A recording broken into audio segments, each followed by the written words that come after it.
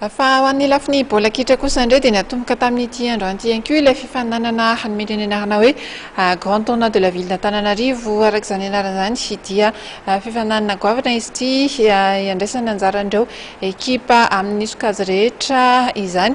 Raha ho antsika voalohany aloha dia ny mikasika ny lalao nandrasany maro tamin'ity andro anty fihaonana teo amin'ny AS Adema sy ny TCO Boeny ireo ekipa roa izay solotenan'i Madagasikara amin'ny fifaninanana afrikana izany. Nivoaka nandresy ny ekipa ny AS Adema torak'izay ihany koa ny an'ny Knaps Sport sy ny tanana formation tamin'isa iray ny ohatra no nivoahan'ny ekipa ny tasy nandresy tamin'izay lalao izay.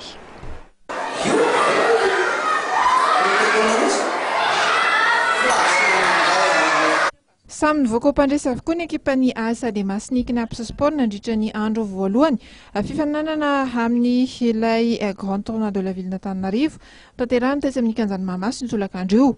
Teo amin'ny lalao voalohany aloha dia resy ny ekipa ny AS Adema tamin'isa iray ny ohatra ny ekipa ny TCO Boeny baolina izay tafiditry ny A6 tao amin'ny minitra faharoa amby dimampolo.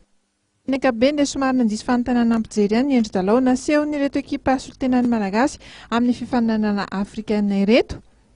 Mbola tamin'io tokana iray ny ohatra io ihany koa nandavoan'ny ekipa ny Knaps Sport ny ekipa ny tanana formation mbola tokana izay tafiditry tovy teo amin'ny minitra fahaefatra amby roapolo. Hita ho nanatompo tamin'ity fihaonana ity ny ekipa ny tasy na dia teo amin'ny lafiny teknika na teo amin'ny tanjaka ara-batana.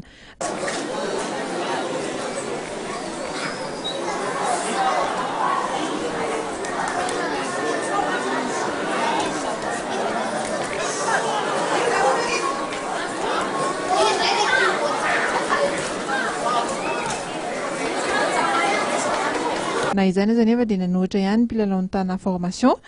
Nisy fotoana mihitsy saika nanasa lanin-dafenisa teny amin'ny Soretrabe tao amin'ny fidirana faharoa. Marihana fa dia hitohy ka hiditra amin'ny andro faharoa ny fifaninanana ny alahady izao etsy amin'ny kianjan'ny Mahamasina ihany. Ny andro ny alahady kosa dia ahafantarana ireo ekipa ho tomponaka amin'ity fifaninanana ity.